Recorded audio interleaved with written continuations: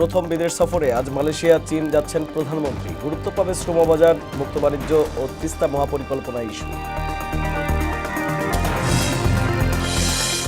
আরেকটি অনিবার্য বিপ্লবের জন্য প্রস্তুতি নিতে হবে বললেন জামায়াত আমির। আধিপত্যবাদের কাছে মাথা নত না করার ঘোষণা। বেনজিরকে বিচারের মুখোমুখি করতে আমিরাতে প্রত্যর্পণ আবেদন, জানালেন স্বরাষ্ট্রমন্ত্রী। নৈরাজ্য করলে আওয়ামী লীগের বিরুদ্ধে ব্যবস্থার হুঁশিয়ারি। এবং বিশ্বকাপ ফুটবলে ভোরে নবাগত কুরাসাওয়ের বিপক্ষে নামছে ইকুয়েডর। অস্ট্রিয়া ম্যাচের আগে আর্জেন্টিনা দল থেকে ছিটকে গেলেন মন্তিয়েল।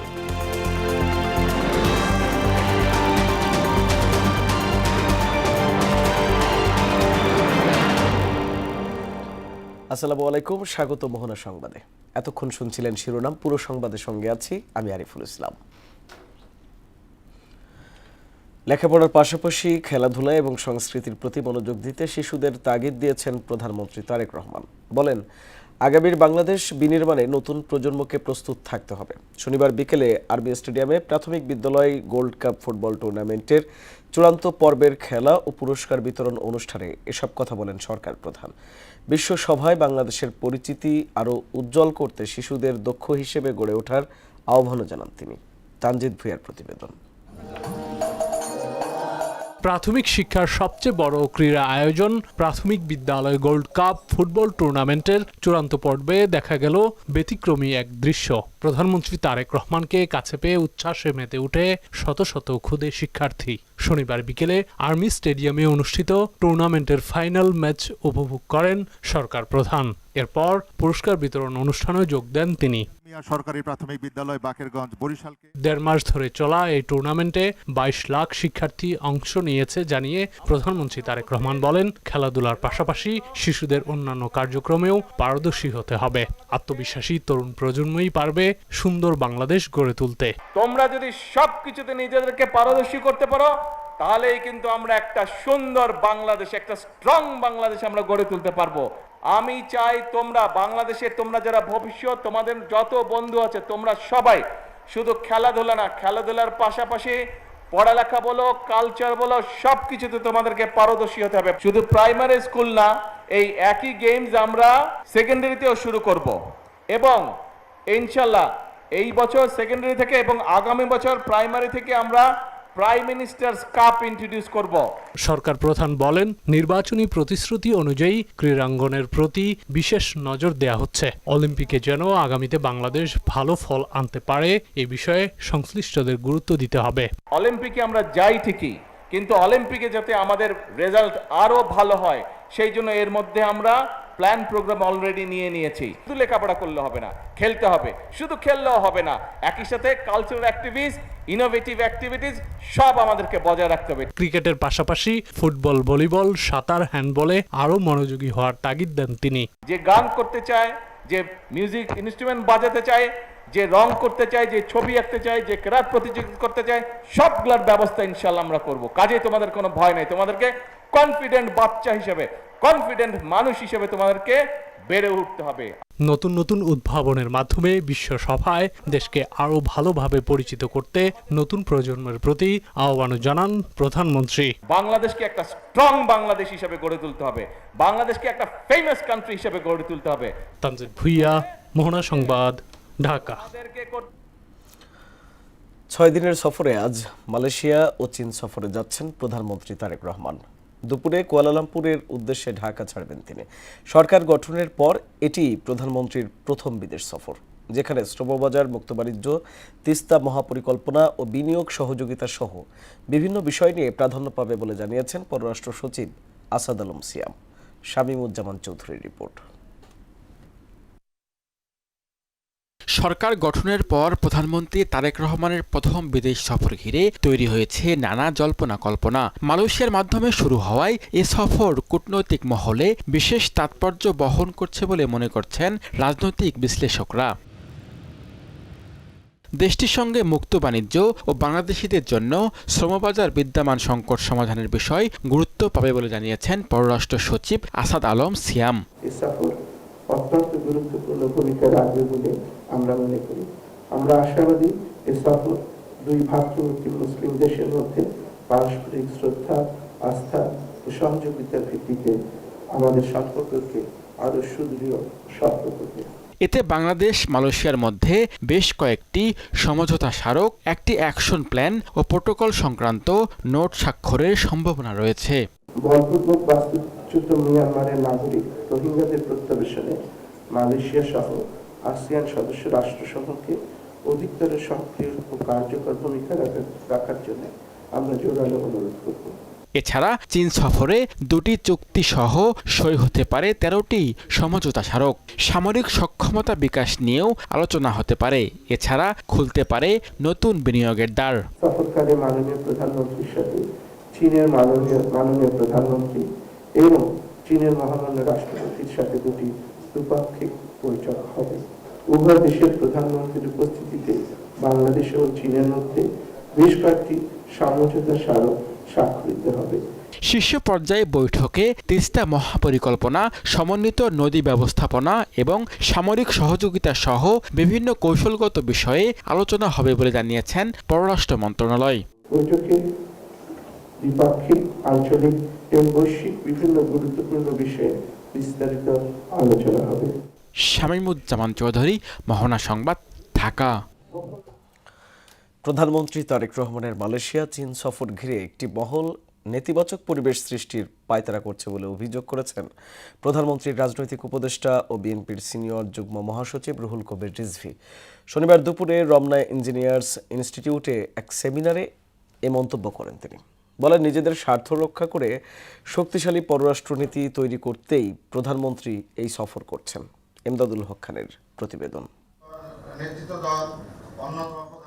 ন্যাশনালিস্ট আইসিটি ফোরাম তথ্য প্রযুক্তি খাত নিয়ে আলোচনা সভার আয়োজন করে। এ সেক্টরে বিভিন্ন দিক তুলে ধরেন অংশীজনেরা। 2025-এ গভর্নমেন্ট একটা শ্বেতপত্র বা হোয়াইট পেপার পাবলিশ করেছিল। According to that white paper 6 lakh plus প্রজেক্টের অ্যানোমালিস পাওয়া গেছে। আমাদের ফরেন কারেন্সিও আশা কমে গেছে।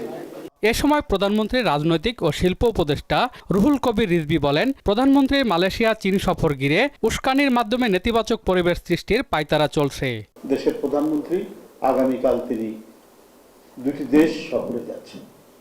আমি আগেই বলেছি, কেন জানি আমার কাছে মনে হচ্ছে যে বাংলাদেশে নানাভাবেই বিভিন্ন ধরনের উস্কানির একটা আবছা আমরা ইঙ্গিত পাচ্ছি।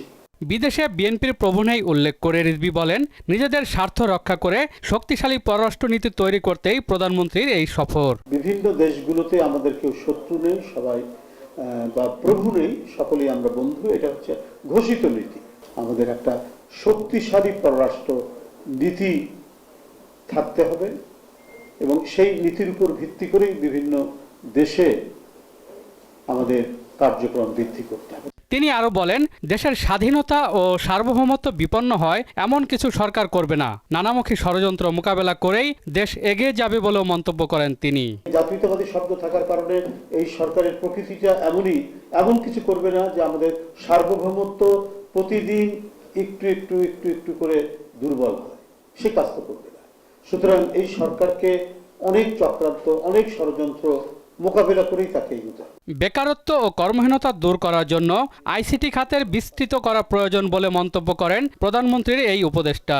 বেকারত্ব, কর্মহীনতা, কর্মসংস্থানহীনতা এটাকে দূরীভূত করার জন্য এই সেক্টরকে ব্যাপকভাবে এর বিস্তৃতি ঘটানো যায়। এমদাদুল হক খান, মোহনা সংবাদ, ঢাকা।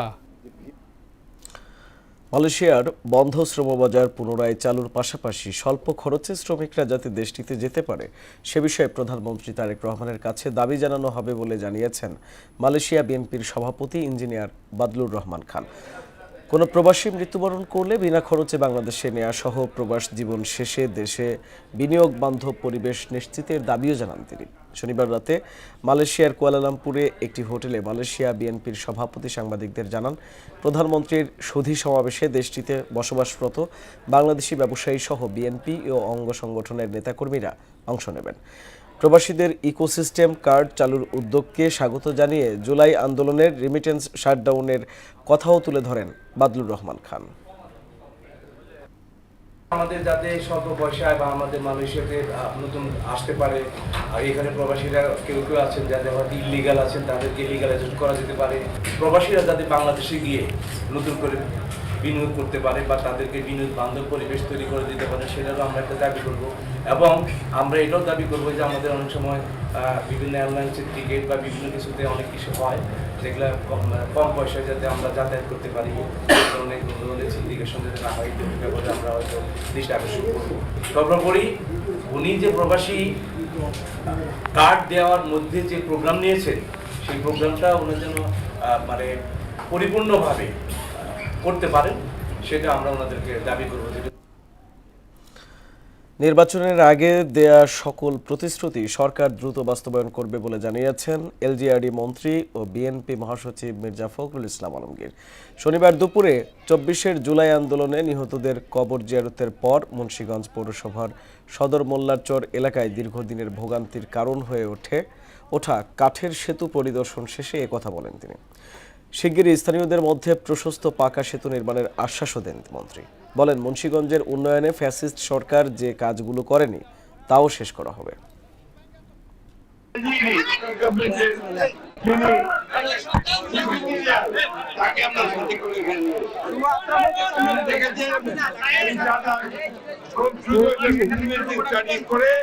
এই ব্রিজ আমরা অবশ্যই নির্মাণ করব। মুন্সিগঞ্জের যে সমস্ত কাজ বিগত ফ্যাসিস্ট সরকার কিছুই করে নাই, হাতে দেয় নাই, সেই কাজগুলো ইনশাআল্লাহ আমাদের তারেক রহমান সরকার ওই কাজগুলোকে সমাধান করবে।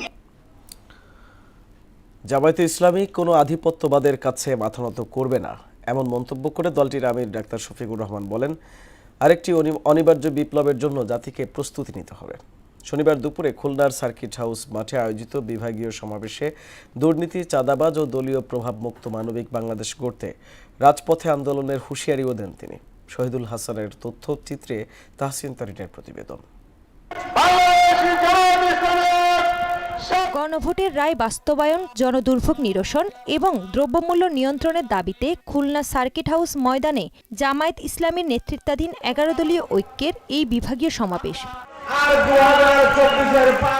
এতে জোট নেতারা বলেন, জুলাই সনদ ও গণভোট প্রশ্নে জনগণের সঙ্গে প্রতারণা করেছে বিএনপি।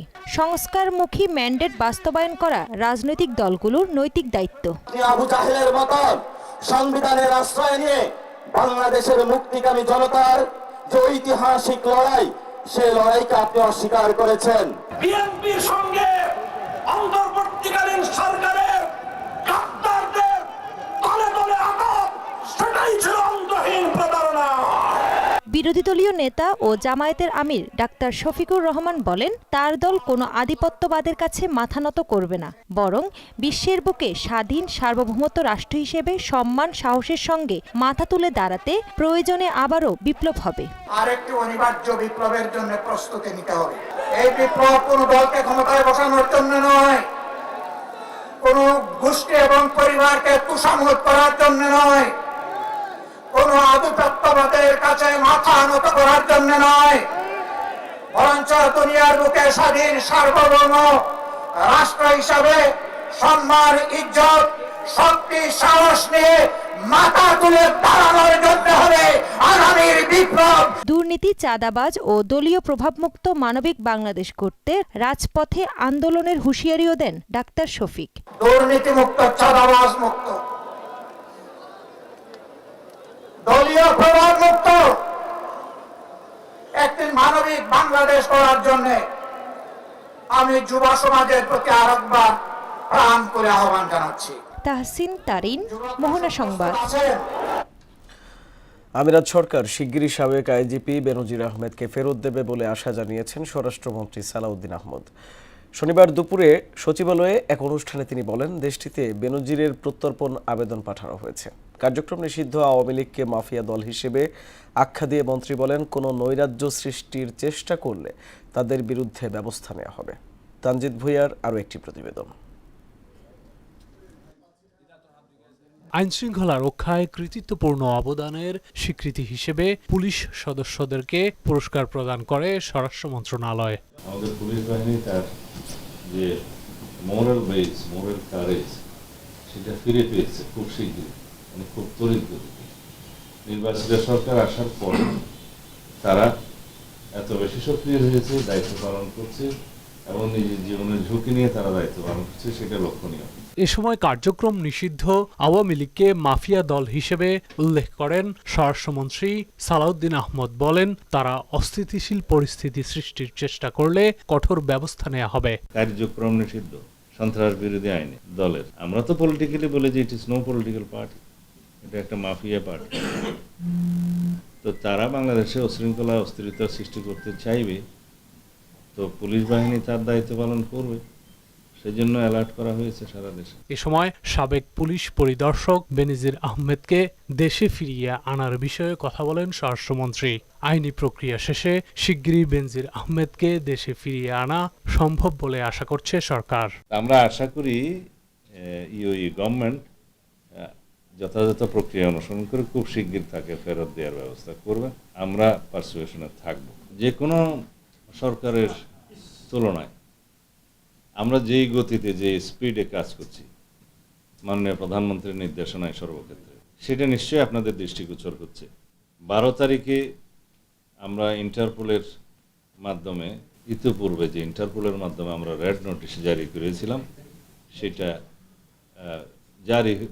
বাস্তবায়ন হয়েছে এবং তারা সেই ওয়ারেন্টের অনুসারে, রেড নোটিশের অনুসারে তারা তাকে গ্রেফতার করতে সক্ষম হয়েছে। তিনি আরো বলেন, মোহাম্মদপুরে বহু বছর যাবৎ অপরাধীদের অভয়ারণ্যে পরিণত হয়েছে।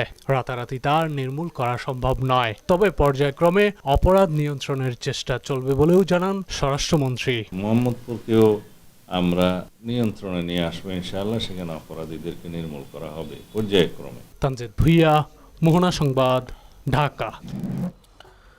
বিতর্ক চর্চাকে শিক্ষা কারিকুলামে বাধ্যতামূলক করা এবং প্রাতিষ্ঠানিক কাঠামোতে অন্তর্ভুক্তির আশ্বাস দিয়েছেন তথ্য ও সম্প্রচার মন্ত্রী জহিরুদ্দিন স্বপন। বিকেলে রাজধানীর একটি হোটেলে সামাজিক সুরক্ষার জন্য যুব কণ্ঠস্বর শীর্ষক বিতর্ক প্রতিযোগিতার চূড়ান্ত পর্বে তিনি কথা বলেন। একটি সুশৃঙ্খল ও যুক্তিবাদী সমাজ গঠনে বিতার্কিকরাই আগামীর সম্পদ, এমন মন্তব্য করে তথ্যমন্ত্রী বলেন, বিতর্ককে সামাজিক আন্দোলনের রূপ দিতে হবে। সুস্থ বিনোদন তো একটা, যে কোনো সুস্থ চিন্তা প্রক্রিয়ার জন্য একটা বিরাট অনুষঙ্গ। বিতর্ক প্রতিযোগিতার তৎপরতাকে শিক্ষা কারিকুলামের মধ্যে বাধ্যবাধকতায় রূপান্তরিত করা যায় কিনা, এটা সকলের কাছে চিন্তা করার জন্য আমি আবেদন করছি। শিক্ষামন্ত্রীকে সহ, আমাদের মাননীয় প্রধানমন্ত্রী সহ সকলকেই আমার বিশ্বাস যে আমি তাদেরকেও কনভিন্স করতে পারবো। গেল 24 ঘন্টায় হাম ও এর উপসর্গে আরও 7 শিশুর মৃত্যু হয়েছে। এই সময়ে আক্রান্ত হয়েছে 887 জন। গেল 15 মার্চ থেকে এ পর্যন্ত সন্দেহজনক রোগীর সংখ্যা 91,789 জন, আর হামে নিশ্চিত রোগীর সংখ্যা 10,949 জন। এর মধ্যে হাসপাতালে ভর্তি হয়েছে 75,902 জন, আর সুস্থ হয়ে বাড়ি ফিরেছে 71,970 জন। স্বাস্থ্য অধিদপ্তরের নিয়মিত প্রতিবেদনে এ তথ্য জানানো হয়েছে। দেশে হাবে আক্রান্তের হার কিছুটা কমতে শুরু করলেও এখনও কাটেনি শঙ্কা। চিকিৎসকরা বলছেন, ইমিউনিটির ঘাটতি থাকলে 9 মাসের আগেও শিশুরা আক্রান্ত হতে পারে। এমনকি টিকা নেওয়ার পরও থেকে যায় কিছুটা ঝুঁকি। তাই নিউমোনিয়া বা ডায়রিয়ার মতো জটিলতা এড়াতে টিকাদান কর্মসূচি জোরদারের পাশাপাশি অভিভাবকদের সচেতন হওয়ার পরামর্শ বিশেষজ্ঞদের। মফিউর রহমানের রিপোর্ট। জ্বরের সাথে শরীরে লালচে র্যাশ বা দানা। রাজধানী সহ সারা দেশেই গত কয়েক মাসে প্রকোপ বেড়েছে হামের। সরকারি হিসাবে আক্রান্তের সংখ্যা এরই মধ্যে লাখ ছাড়িয়েছে। প্রাণ গেছে 6.5 শতাধিক শিশুর। এখনও রাজধানী হাসপাতালে রোগীর ভিড়। হাম ও নানা উপসর্গ সহ শিশুদের নিয়ে হাসপাতালে চরম উৎকণ্ঠায় অভিভাবকরা। আলহামদুলিল্লাহ, হামটা ভালো হয়েছে, এখন হচ্ছে শ্বাসকষ্টের সমস্যা আর কি। বাবুর হাম উঠছিল, হামের পর হচ্ছে গিয়া জ্বর আসছিল, জ্বরের পর একটা খিচুনির প্রভাব আসছে। এমনি যে বাথরুম আর খাইতে পারতো না, আগে বমি করতো, অন্ত বমি নাই, বাথরুমও কমছে আর হামটাও একটু কমছে। অনেক শিশুরই টিকা দেওয়ার বয়স হয়নি, আবার অনেক শিশুকে টিকা দেওয়া হলেও আক্রান্ত হয়েছে হামে। দেখতেছিলাম আর কি কাশি আর সারতেছে না, পরবর্তীতে তাহলে ঢাকা হসপিটাল নিয়ে যাই, পরে এখান থেকে ঢাকা হসপিটাল নিয়ে আসছে।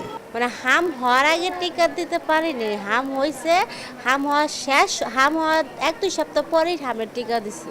তারপরে নিউমোনিয়া শ্বাসকষ্ট দেখা দিছে, তারপর হসপিটাল আসা লাগছে। তবে কিছুটা স্বস্তির খবর দিচ্ছে স্বাস্থ্য অধিদপ্তর। দেশজুড়ে চলমান টিকাদান কর্মসূচির সুফল মিলতে শুরু করেছে মাঠ পর্যায়ে। চিকিৎসকরা বলছেন আক্রান্তের গ্রাফ এখন কিছুটা ধীরে ধীরে নিচের দিকে।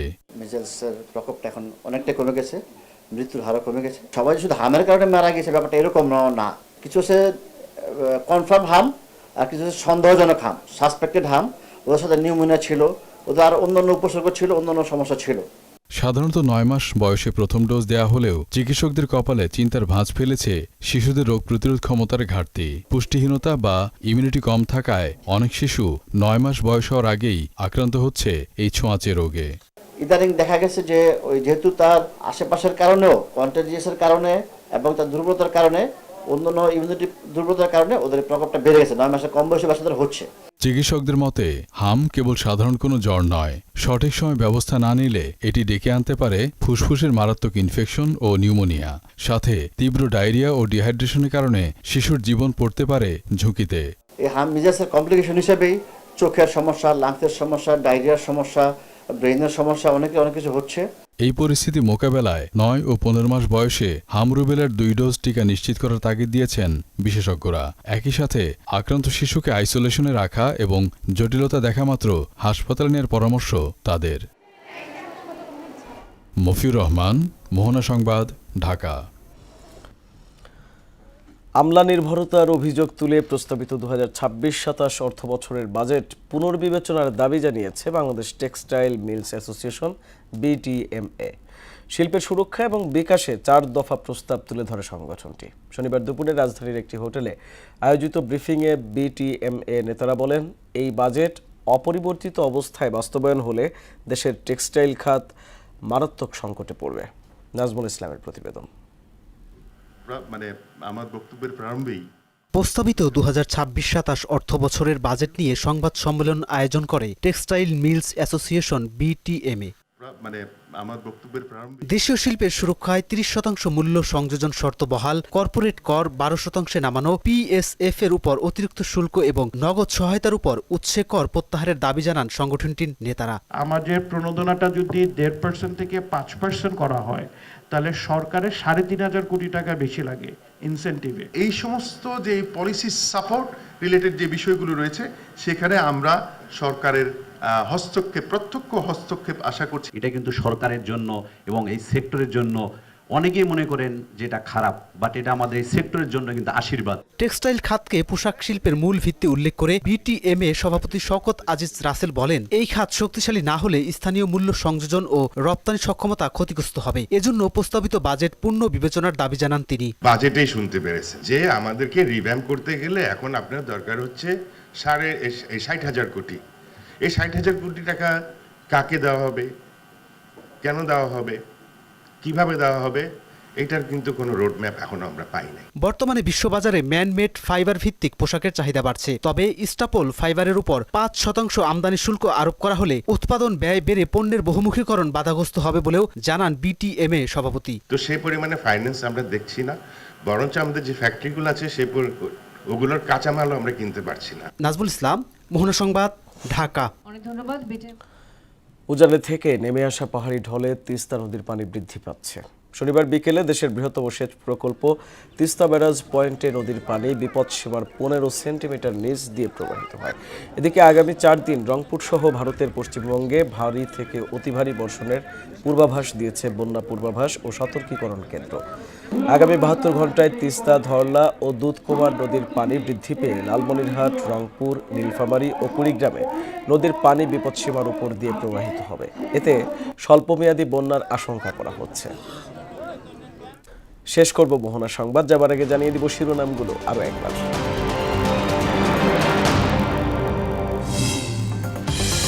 প্রথম বিদেশ সফরে আজ মালয়েশিয়া, চীন যাচ্ছেন প্রধানমন্ত্রী।